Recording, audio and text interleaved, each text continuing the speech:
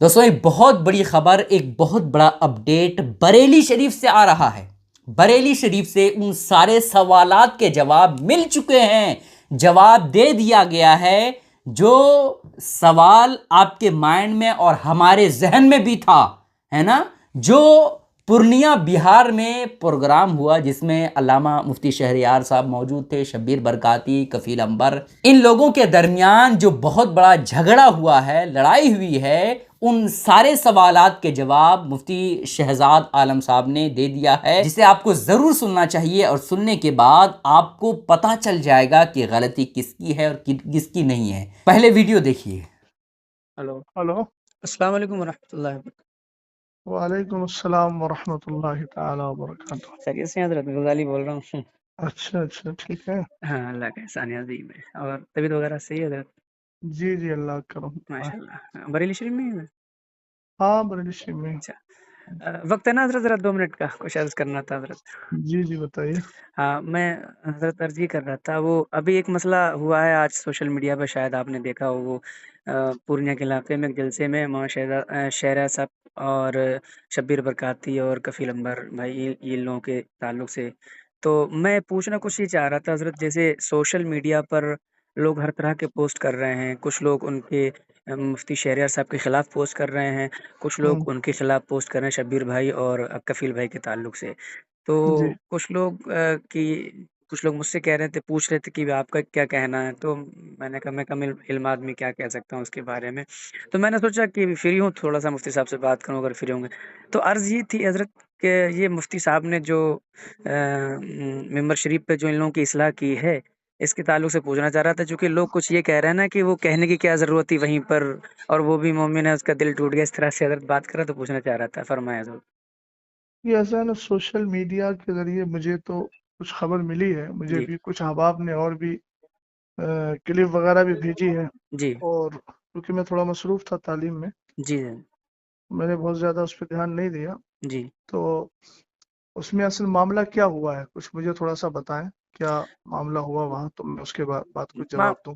معاملہ حضرت وہ مطلب وہ شبیر بھائی جو ان کا اپنا انداز ہے وہ پڑھتے ہیں، وہ مطلب ڈیلے کے ذریعے پڑھتے ہیں، تو اس میں وہ جس طرح سے وہ پڑھتے ہیں تو ایک سمجھ لیجئے کہ لوگ ان جھومتے ہیں۔ میں یہ تو نہیں کہہ سکتا بھائی کہ اس میں لوگ ناچتے ہیں، میں تو یہ کہہ رہا ہوں کہ جھومتے ہیں لوگ، تو ہوں، وہ مطلب وہ بشکل مطلب وہ ایسے سمجھ لیجیے تھوڑا سا جھومتے ہیں تو کودتے ہیں، تھوڑا زیادہ بھی ہو جاتا ہے، پیسہ جی لوٹاتے ہیں، تو وہی سب ہو رہا ہوگا۔ تو حالانکہ وہ اس میں تو ویڈیو میں تو حضرت نہیں ہے، لیکن ویڈیو میں تو وہی ہے، مولانا شہریار صاحب آئے ہیں اور وہ سب جو ہے اصلاح کر رہے ہیں، ڈانٹ رہے ہیں ان لوگوں کو، بس وہی ہے۔ تو اس کے اوپر وہ جو ہے میں اچھا، جاننا چاہ رہا تھا حضرت، ہاں بس یہی ہے۔ دیکھیے، پہلی بات تو یہ ہے کہ سرکار علیہ الصلوۃ والسلام کی جو مدح و ستائش اور آپ کی جو نعت خوانی ہے، جی جی، یہ ایک کار ثواب ہے اور عبادت کا کام ہے۔ ماشاء اللہ ماشاء اللہ۔ اعلیٰ حضرت امام اہل سنت رضی اللہ تعالیٰ عنہ نے خود یہ ارشاد فرمایا کہ میں نے نعت خوانی قرآن و حدیث سے سیکھی ہے۔ ماشاء اللہ۔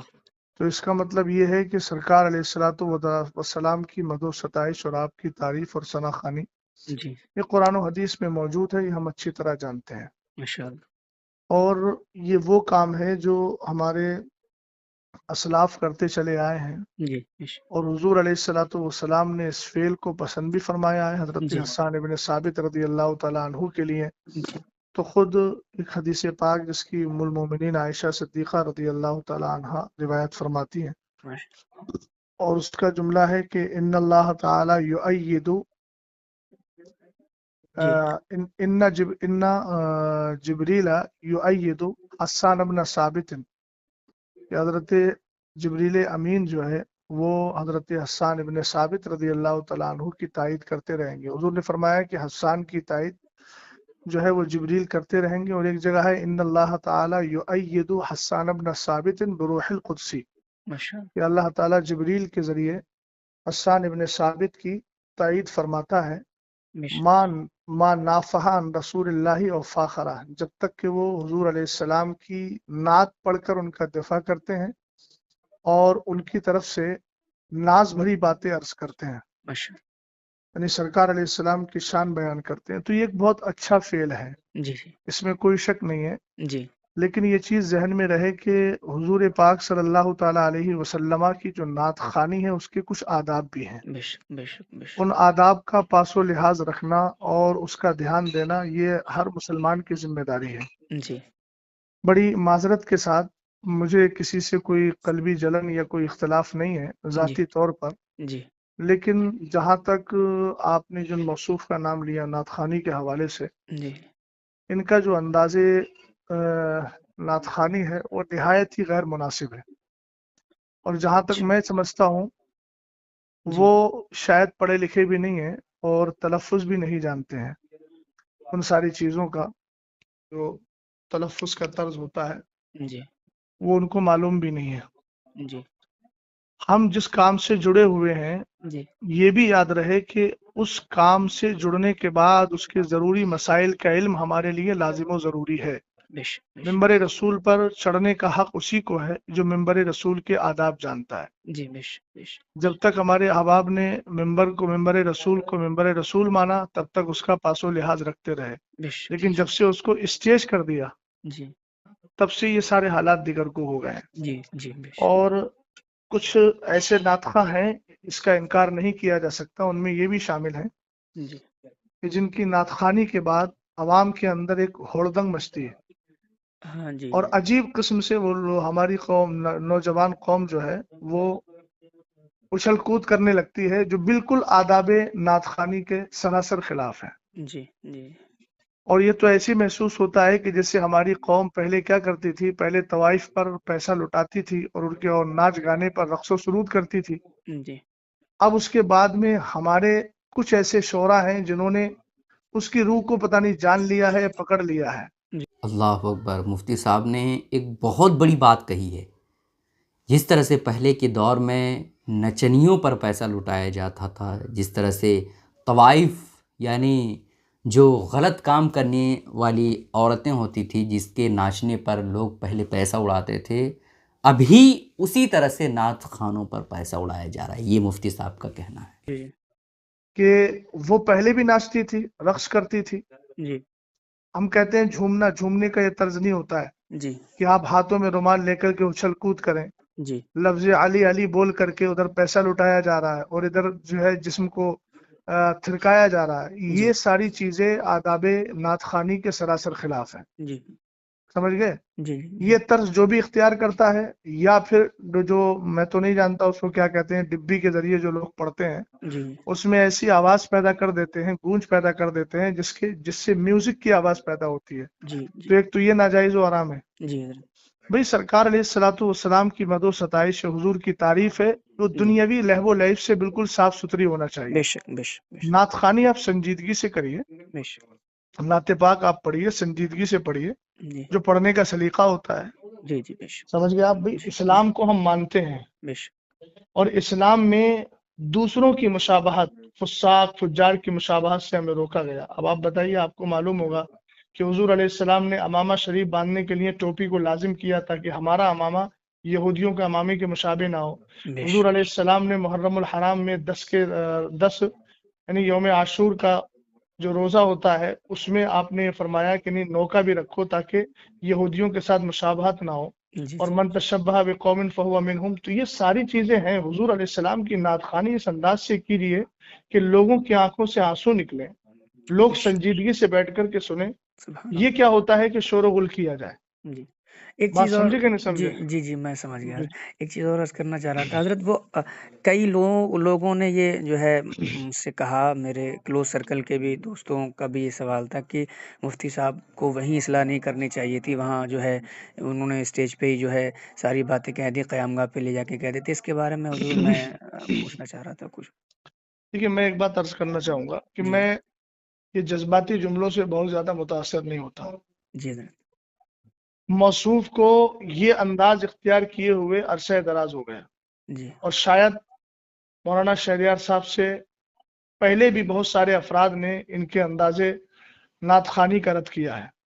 جی سمجھے کہ نہیں سمجھے؟ جی جی جی اور وہ انداز آپ عرصہ دراز سے لے کر چلے آ رہے ہیں. چونکہ آپ کو معلوم ہے کہ قوم ہمارا یہی انداز پسند کرتی ہے، اور ہماری نظر کہاں ہے، اس کی نظر کہاں ہے، وہ سب لوگ جانتے ہیں. میں کسی کے دل پر فیصلہ نہیں کر رہا ہوں. جی ظاہر کو دیکھ کر کے فیصلہ کر رہا ہوں. جی بات سمجھے کہ نہیں سمجھے آپ؟ جی جی تو جہاں تک مسئلہ ان کے انداز نعت خوانی کا ہے، تو جس طریقے سے محفل میں مجمع عام میں بد نظمی پیدا ہوئی ہے، جی تو اس کی اصلاح کسی کونے میں بیٹھ کے نہیں کی جائے گی. اصلاح بھی وہی مجمع عام میں ہونا چاہیے، تاکہ جی قوم کو بھی معلوم ہو کہ تم نے جو کیا ہے یہ طریقہ صحیح ہے کہ غلط ہے. بش ہم کو کونے میں بھائی لوگ بڑے آسانی سے، عام طور سے وہ لوگ بولتے ہیں کہ جو فقہ کی زبان جانتے ہی نہیں ہیں. جی بھائی ظاہر سی بات ہے، جو جرم کھل کے کرو گے تو اس جی کی توبہ بھی کھل کے ہوگی، جی جی جو جرم چھپ کے کرو گے اس کی توبہ بھی چھپ کر ہوگی. بش اب تم نے پورا منبر رسول کا مزاج بگاڑ دیا جی جی ہے نا، اور عوام کے اندر عجیب تھرکنے والی کیفیت پیدا کر دی، تو اصلاح کے کمرے میں جا کے کی جائے گی. ہاں جی بالکل بالکل. بہت بڑی بات ایک مفتی صاحب نے یہاں پر کی ہے.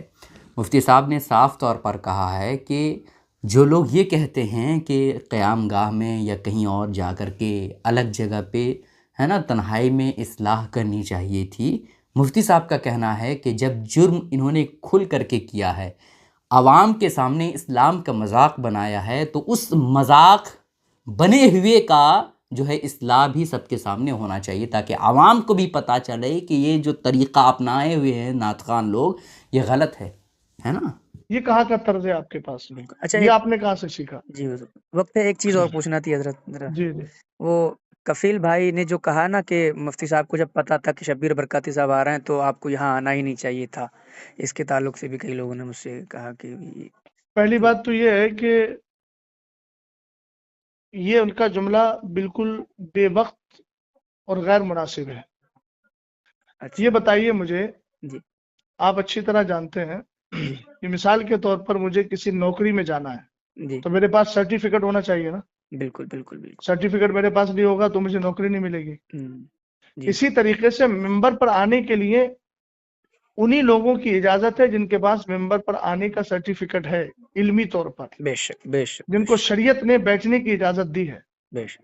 سمجھ گئے آپ؟ جی بالکل. پہلی بات تو یہ ہے کہ جو طرز موصوف کا رہا جی یا موصوف جیسے حضرات، چاہے وہ نظما ہو یا شورا ہو، جی اگر شرعی اعتبار سے دیکھا جائے تو بہت سارے ایسے افراد ہیں کہ جو ممبر پر بیٹھنے کے لائق ہی نہیں ہیں، جن کی جی داڑیاں کٹی ہوئی ہیں. جی جی سمجھ گئے نا، جن کا طرز حیات بہت زیادہ دیگرگوں ہے، تو وہ تو شریعت ان کو بیٹھنے کی اجازت بھی نہیں دیتی ہے.